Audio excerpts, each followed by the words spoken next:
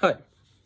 So, just in case I misunderstood what I was supposed to do, I'm going to go ahead and make a small short video about 5 things that you could ask me about in terms of specifically how tech is used in education, if that's what I was supposed to do, and not just talk about any tech I wanted to.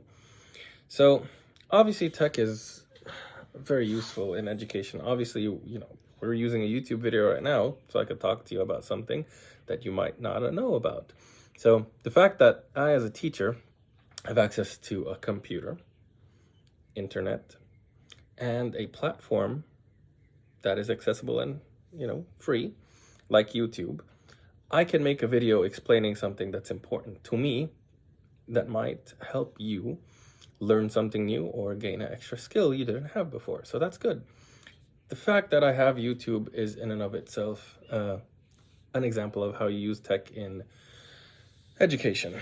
Now, obviously, I think a lot of people think in terms of computers and cell phones and calculators, electronics, when they think about tech. But really, I don't think that tech is only limited to that type of thing. Tech, I think, is basically any tool you use to cause intended change in the classroom. So, even something as simple as having a whiteboard with Sharpies that are erasable, that I think is an implementation of tech in the classroom so you can teach better as a teacher. So that's good. Another example that's really good is that sometimes I've seen teachers, even in kindergarten, use projectors to where they could literally be writing on a piece of paper that's getting captured and projected on a big board that everybody in the classroom can see. So it's not like I'm just explaining to one kid right now. I'm explaining to the whole classroom, which is nice. I think that's cool. In this course, we've learned about a few websites that you can upload assessments on and have the website grade the assessment for you.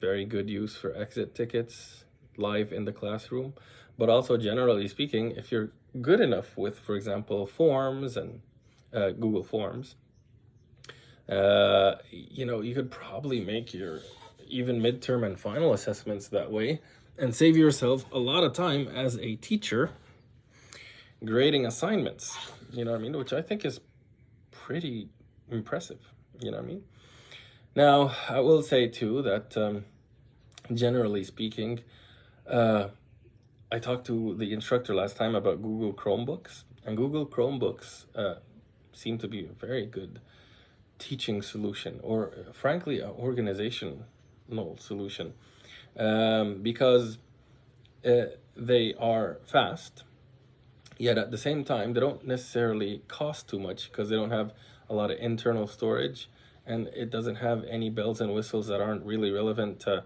work and education, like say, for example, high graphic cards for gaming or anything like that.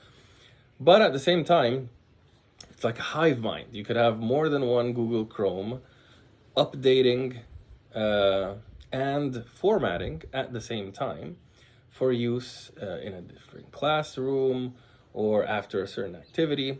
Yet all the activities that you actually did in classroom were automatically uploaded to the cloud, and they're stored forever if you need access to it. So that's good. I really feel like it's cool that you have a solution that can save your classroom work, save everything important from, for example, a semester out in the cloud, basically on the internet.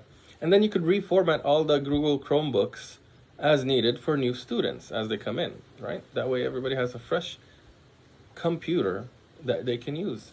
That's really, really good. My back's hurting. I feel like I gave you 5 things that you could talk about, but I'll just say this as an honorable mention. Really, when I was in the classroom last semester and I was trying to teach math, there are certain math questions, like for example, calculus and trigonometry and stuff like that require a stepwise process to solve.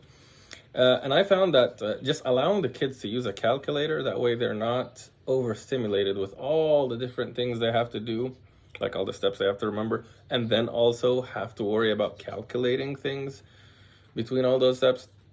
I felt like just taking that stressor off their brain and have them being able to focus on, again, remembering all the steps and sequencing them appropriately towards the result works very good. So just something as simple as a calculator, again, or even just a magic marker that you could erase.